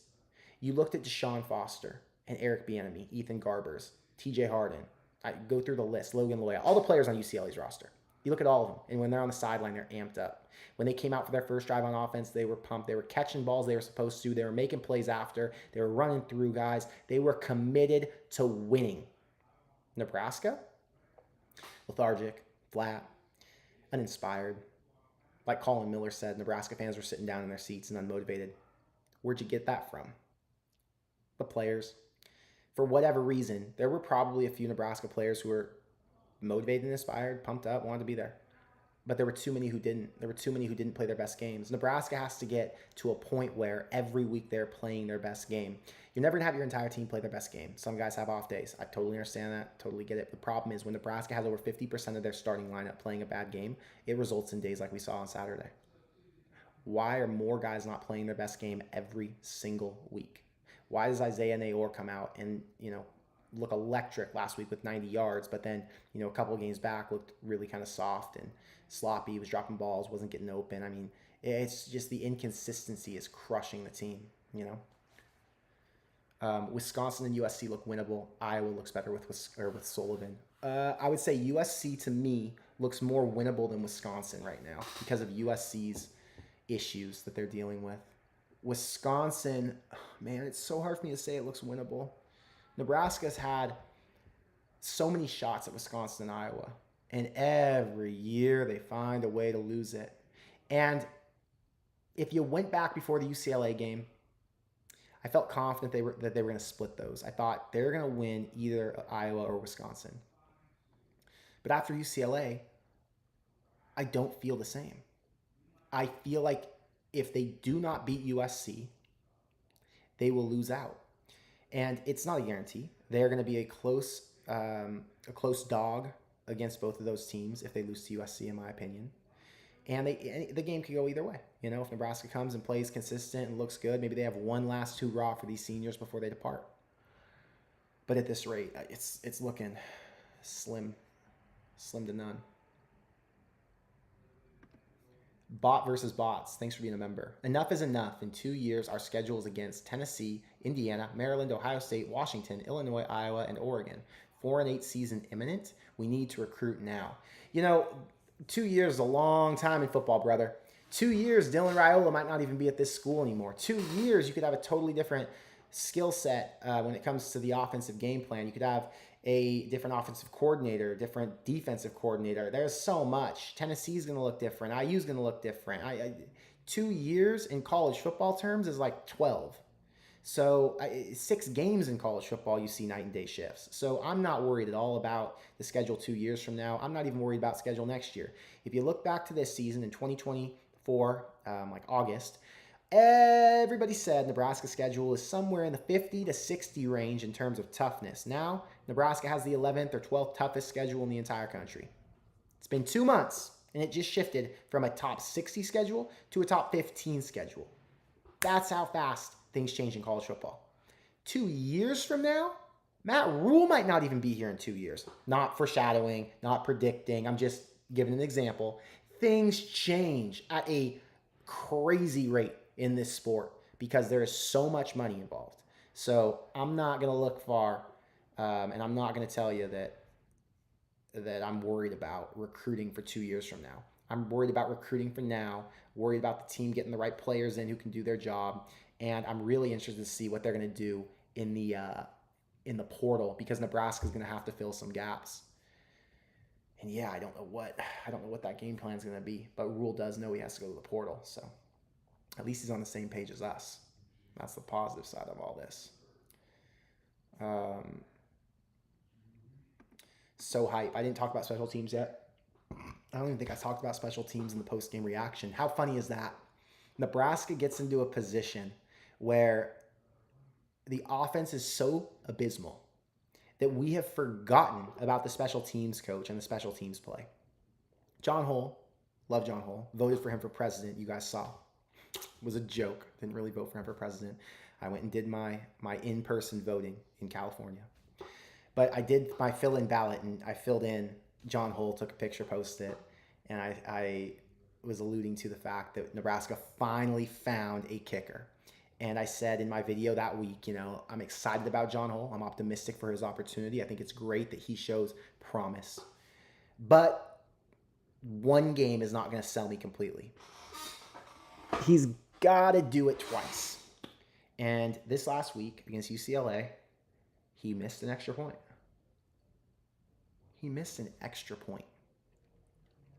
John Hull nailed a 54-yard field goal in Ohio Stadium against a top 5 team in the country. John Hull hit 2 other field goals between 30 and I think 50 yards before that and after that. The special teams coach is there a percentage more than 100? Like, can I say Ed Foley is 101% responsible for the special teams demise? And Nebraska fans didn't even care to bring it up. We didn't even talk about it. I haven't seen one person talk about special teams. It's all about the offense, right? It's so interesting how the offense can be so bad that people forget about the other phase of the game. I think what's happened now actually is people are so pissed off at Ed Foley and the situation on special teams that they've just beaten the horse so long that they're done. They're like, it's dead. Why are we going to continue to beat it? That guy's gone. Shout out Ed Foley. He came and tried his best. Unfortunate that he couldn't get it going. But Matt Rhule's making a change. Matt Rhule is not going to sit by and allow the same nonsense that we see over and over and over and over and over and over and over and over. He will make a move. So that's why we don't even talk about special teams. I agree with you, but yeah, it's not even a conversation. Jake, thanks for being a member. Thank you for the $5 super chat. Thoughts on a possible new OC other than Glenn Thomas? And either way, do we adopt a new play style more suitable to Dylan Raiola, or at least more flash? Okay, so it's so early, right? You have no idea what this offensive coordinator situation is going to be. Dana Holgorsen was in play for Nebraska, but Dana Holgorsen was a coach who would need control of the entire offense. We thought there was a chance that he came in as like a consultant, an analyst, or a passing game coordinator, and it didn't work out because he wanted the reins. He wanted to take over, which I totally respect. Dana Holgorsen was the head coach at West Virginia and Houston. He's a decorated head coach who's had success at multiple places, and before that was a very successful offensive coordinator. Oklahoma State? Was that where he was? With what's that guy's name? Brandon, what's his name? Number 3. Whedon? Brandon Whedon? Whedon with a D. Long time ago, back when I was like in high school. But anyway, the point is this. Dana Holgorsen, in my opinion, would be the first phone call that Matt Rhule makes because he's already had the conversations. And it's a guy he's familiar with. Rhule's going to go with someone he trusts, and you would assume if he's already had those conversations with Holgorsen that he trusts him. So my thoughts are that's the first direction he would go. I don't know that he would go with Glenn Thomas. Glenn Thomas had a year to give his input and insight, and it hasn't worked. It feels like a weird move to say, hey, we're getting rid of Sat.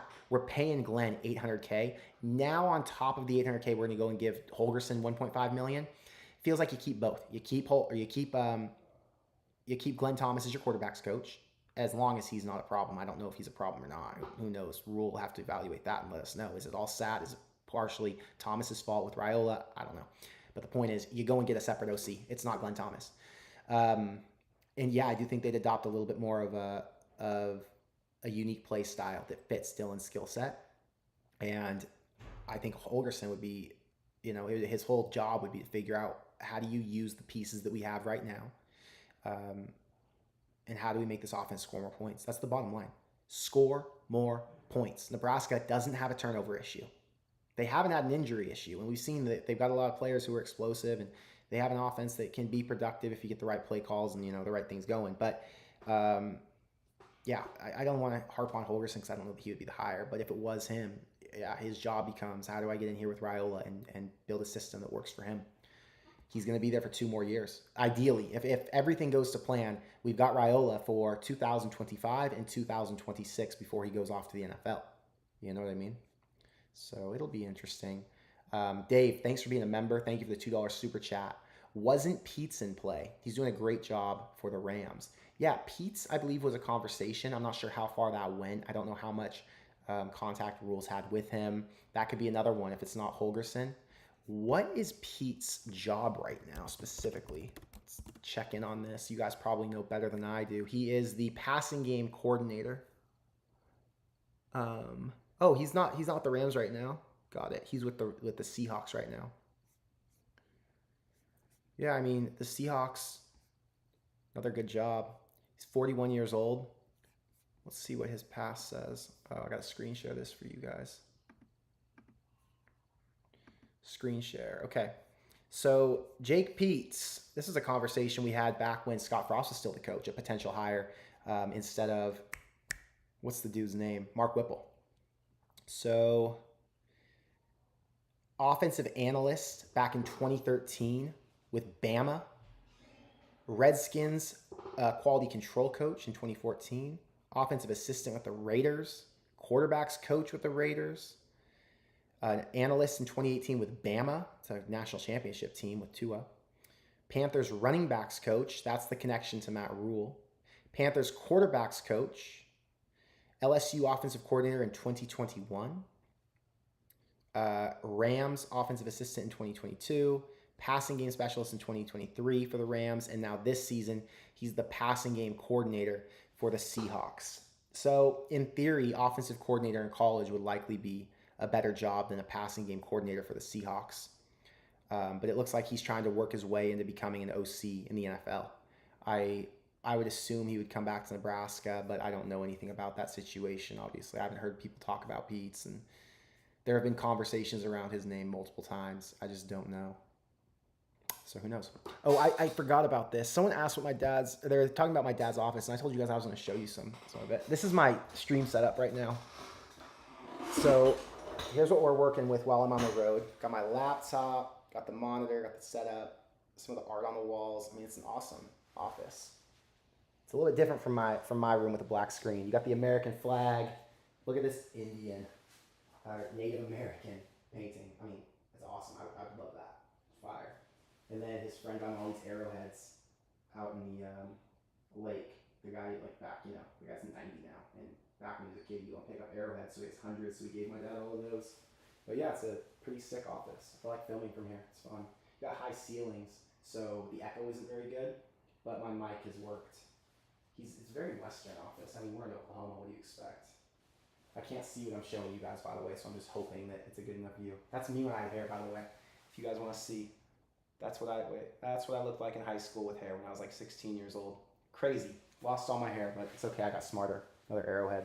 So good setup. I'm glad that I was able to get this mobile studio kind of dialed in so I could make content on the road. It's not as fun to make content when I'm doing it on my phone because I can't pull up comments and I can't do screen sharing and all that. So I think I paid all in. Like for my mic kit, I bought this DJI mic kit. People ask me about my equipment all the time, so I'll share it really quick because people want to know how to make content the way I do. So I bought this DJI mic kit. It was like $300. I bought the light from Amazon for $50. It just clips onto the back of my laptop. I bought all the other connections I needed for like the phone holder that goes on top of my laptop. I bought all the other stuff for maybe $80. And then obviously I'm just using my dad's monitor and some other cables that I brought with me to coordinate it all. So pretty cool setup, pretty easy. And yeah, if you guys ever need help with stream setups or anything else, you guys know I can help with that because I build out studios all the time. Tangent, I know, but we're just chilling here. I like hanging out with you guys. You guys are my friends, so I can show you all kinds of stuff. That's the cool thing about the channel. A lot of you guys are just like my homies. I talk to a lot of you guys over DM and in the comments, and when I get to meet you in person, you guys tell me your usernames on YouTube. I'm like, oh, I remember. You know, we talked for the last 2 years. Feels like we know each other. Zero says, I have insider information. Dana Holgerson is in. All right, Zero. I hope that proves to be true. He says, Rhule is bringing Holgerson on. Sat will be phased out. Zero, I'm crediting you for breaking the news if that happens. Come back to the channel. Make sure you remind me that you were the first one to break it. J-Man says, it's not always the coordinators. Recruit better talent. How about that? Hey, they're in the process. They're trying to get better guys. Right now, they have some good guys on this roster, though. So it is about the coordinators when you can't make the good players you have go out and win games they're supposed to win. Nebraska had a chance to win Illinois. They didn't. Nebraska had a chance to beat Ohio State. They didn't. Nebraska had a chance to beat UCLA. They didn't. It wasn't they didn't have the talent to win those games. They had good enough players to win all of them. The problem was there are multiple factors that start with coaching that held them back from scoring enough points to win. You know? Never mind me says, I don't mean to sound dumb, but who is Dana Holgerson? Dude, you're not dumb. How old are you, by the way? Never mind me. Are you young? Dana Holgerson is a coach who's been around for a long time. So if you're younger, I'm not surprised that you don't know. But if you're an older dude, where have you been? Where have you been? He's a prominent name in college football. But no disrespect, we're going to get you straight. So right now, Dana Holgerson is a defensive analyst at TCU. He was a quarterbacks and wide receivers coach at Mississippi College, sorry. Then he went to another place called Wingate. Then his D1 career started in 2000 to 2006 or 2007 with Mike Leach over at Texas Tech, wide receivers coach and offensive coordinator there. That is his claim to fame, where it all began, okay?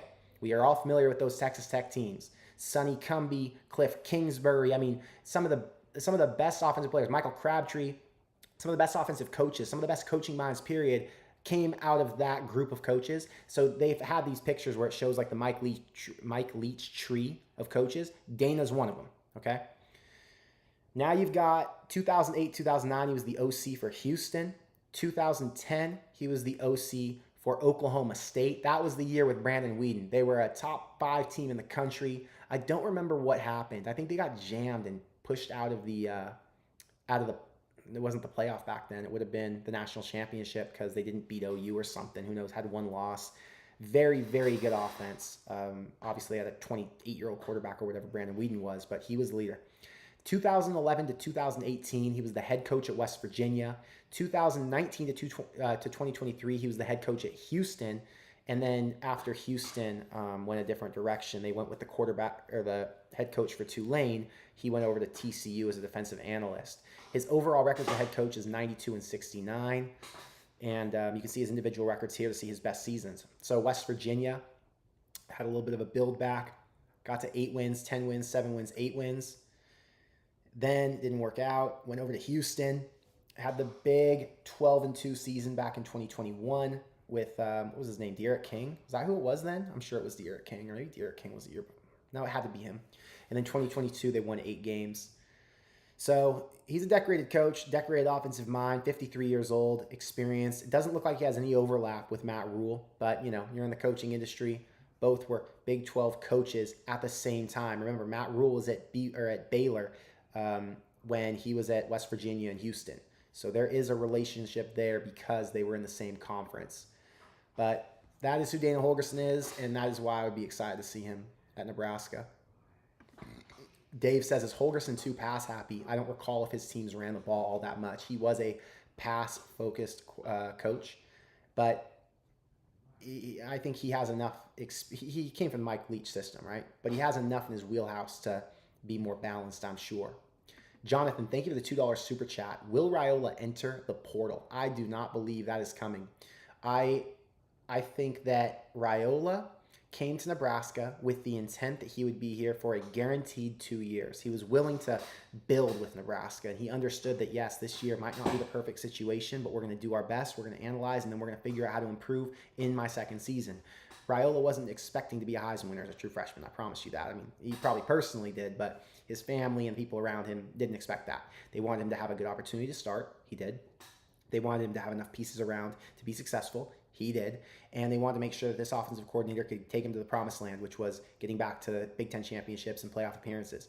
That part has not happened. Now, I do believe there's a longer leash. I think they're going to say he's going to stay for 2 years. And as long as Matt Rhule goes and makes a hire that makes sense, as long as Matt Rhule is doing his best by Dylan, and as long as Dylan's having success in that second year, we're going to stay. Now, where things change is if the offense sputters next season, and if the offensive coordinator is someone that he doesn't vibe with, or things aren't working out, and if his draft status is in jeopardy, and he feels like I might not be the number one pick because this offense is holding me back, then I think we see a Raiola to Georgia or an Ohio State or whatever. And it's like, all right, well, he had to go somewhere where he could succeed and somewhere that's more proven than Nebraska is, because he can stay at a rebuild temporarily, but in his biggest, most important year, which is his junior season in 2026, he needs to be in the right system. I wouldn't blame him for it. I'd respect it. I'd understand it. I'd hate it. I'd be pissed off. It would frustrate me, but I wouldn't hold it against him. It'd be totally fair, you know?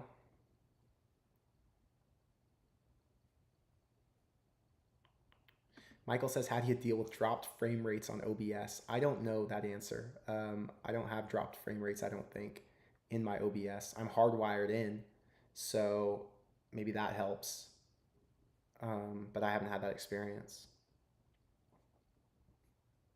Tim making funny claims. Let's see. Never Mind Me is 37. Wow. So your prime time watching football has been Dana Holgorsen, and you didn't even realize it. You didn't even realize it. But you've seen his offenses before then, Never Mind Me. You've seen them. Ryan says, based on so far, do you like Whipple or Satterfield better? I like Whipple better, 100%. I liked Whipple's offense to some degree. There were a lot of struggles on Whipple's offense because of some injuries. And Whipple, he was an interesting character. I think there was some ego involved. There were a lot of weird dynamics because of the coaching situation, the pressure to win. It was a 1-year deal. But yeah, I liked Whipple better. I don't think people liked Whipple because he just seemed like a grouchy old man. I think I like Satterfield better in terms of the person he is. He seems like a cool guy, like someone you get along with, someone who is rational, young, has good energy. Whipple never had that. Whipple was a little bit tight, stiff, old man vibes, which he wasn't even an old man. He just gave off that vibe. He was like 60s. Nathan says, what's the offense you think we should run with Dylan? Love the offense that they're running right now. A mix of pass and run. I just don't like the way that they're distributing the ball. I think they have to change the scheme and they have to do something different that's more fast-paced. Scott Frost would be an amazing offensive coordinator with Dylan. Sorry, not Willen. I like the Scott Frost type of offense. So obviously that will never happen. But Scott Frost would have done wonders with Dylan a few years back if he had him. If he had him at like Oregon or something like that. Bogo says Holgorsen is credited with developing Geno Smith. That's one of them. I think he's been credited with developing a few guys. John says, would you feel good about going into next year with our current receivers? Nope, I would not.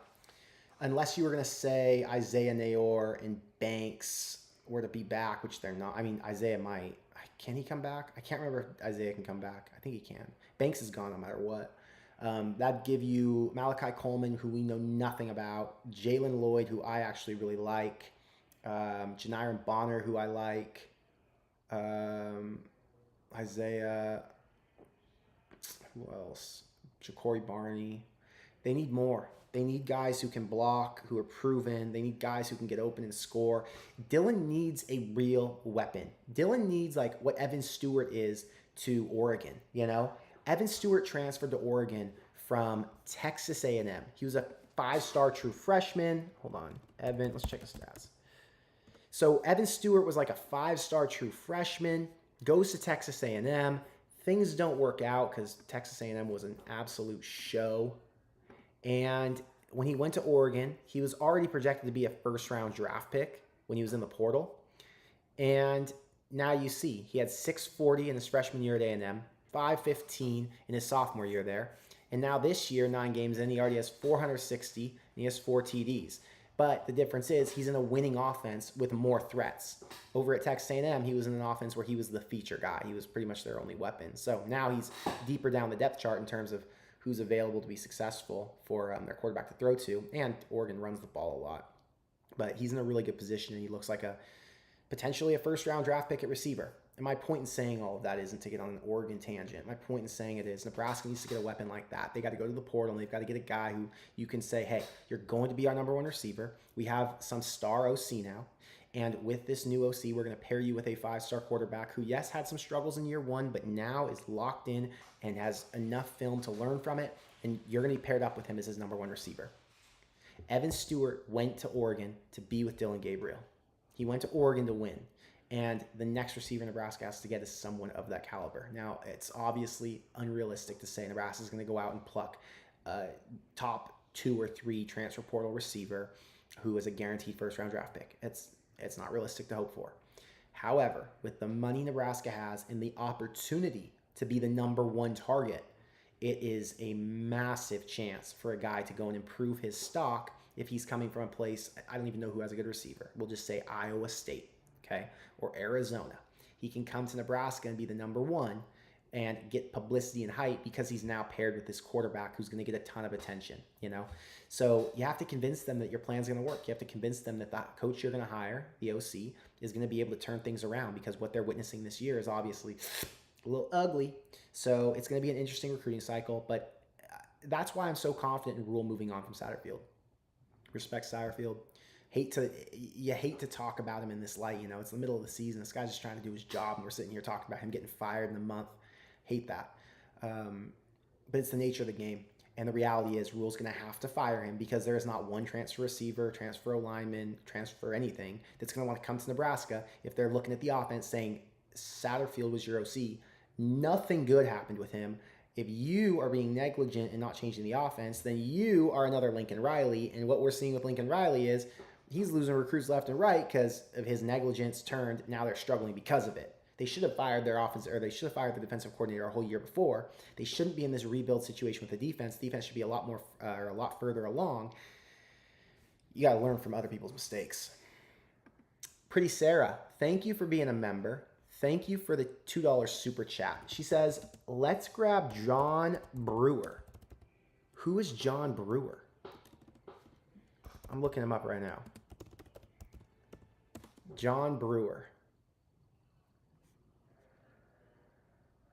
I don't know who that is, Sarah. I'm sorry. I wish I knew who that was. It's going over my head. A lot of things go over my head. If you can put in the comments who he is so I can look him up, I would love to share more insight on John Brewer, but I don't know who that is. John Brewer. I'm trying to think if that's a name I recognize, but it's honestly, it must be going over my head, Sarah. I'm sorry. But thank you for the $2 super chat, and thank you for being a member. Here we go. He's Duke's OC. Duke's OC. Haven't even thought about that. All right, let's see. John Brewer, Duke. You know more about football teams than I do. He's the offensive coordinator and the quarterback's coach. All right. I'm going to share my screen. Look at Sarah coming in with unique ideas. All right, wait, let me clear the chat so we can see this together.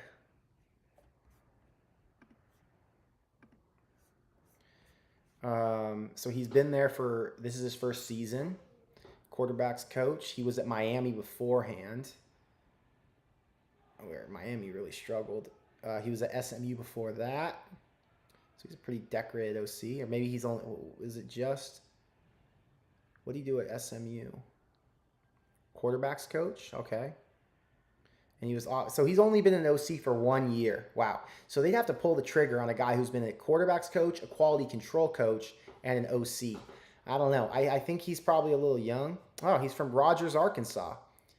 Nice. So Rogers, Arkansas is like 45 minutes away from where I am right now. That's where University of Arkansas is, down the street from Rogers, over in Fayetteville.